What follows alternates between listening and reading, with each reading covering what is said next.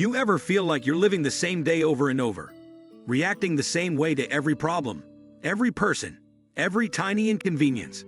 The ancient Stoics warned about this exact trap. They called it emotional slavery. But there's a way out. You get stuck in traffic, rage. Someone ignores your text, anxiety. Your plans fall apart, frustration. It's like the world has a remote control, and you've handed it to everyone else. You're not living freely, you're living reactively.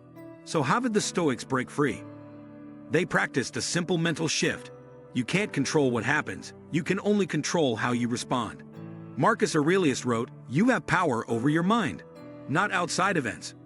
Realize this, and you will find strength. So every time emotion strikes, pause, take a breath, ask yourself, is this within my control? If not, let it pass. That's not weakness, that's mastery.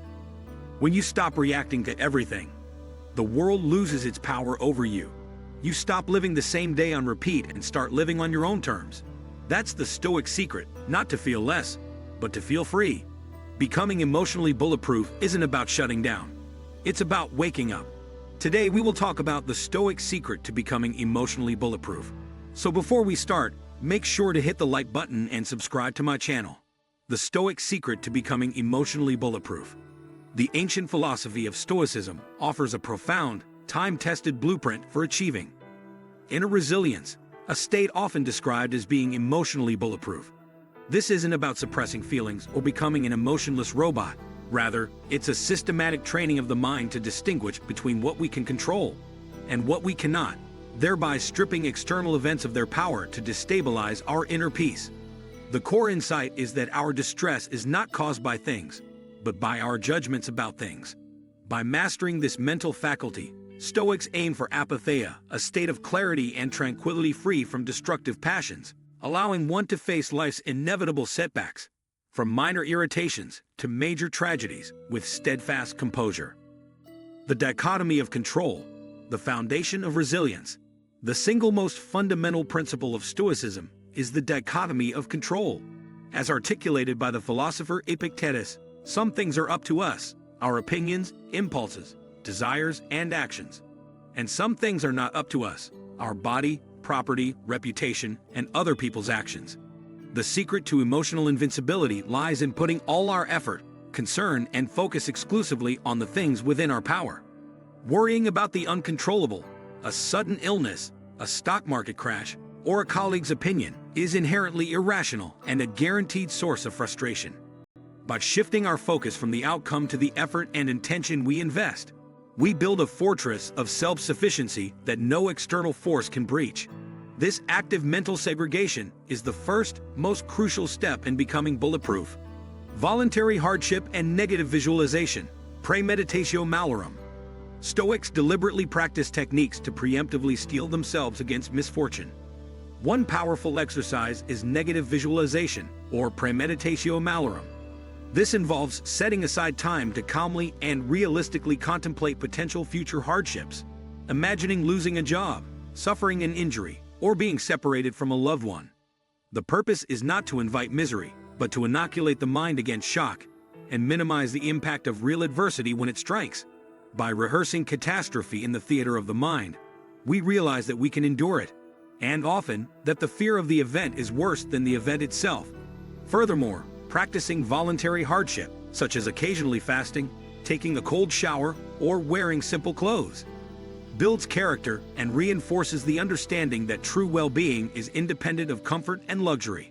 Mastering internal dialogue, the art of assent. A Stoic understands that an event itself is neutral. It is the assent we give to an impression, our immediate involuntary thought, that leads to an emotion. When faced with an insult, for instance, the involuntary thought might be, "That person is rude, and this is unfair." A trained Stoic pauses before giving assent to this impression. They apply reason and ask, "Is this impression accurate?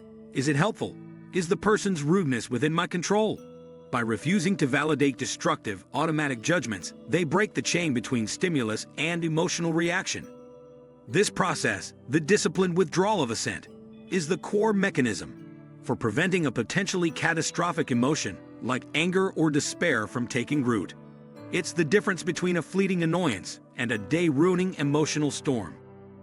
Living in accordance with nature and reason, virtue. For the Stoics, the ultimate good and the source of all emotional tranquility is virtue, wisdom, justice, courage, and temperance.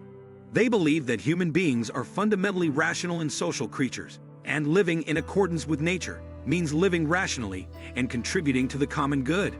When a person acts virtuously, exercising wisdom in their judgments, courage in their actions, justice toward others, and temperance in their desires, they are doing the one thing that is truly good and up to them. External things, wealth, health, fame, are merely preferred indifference. The bulletproof individual finds their worth and fulfillment not in securing these externals, but in the unflinching application of their rational faculty, making their happiness completely immune to luck. Memento mori and amor fati, embracing impermanence and fate. Two powerful, seemingly paradoxical concepts further solidify Stoic resilience.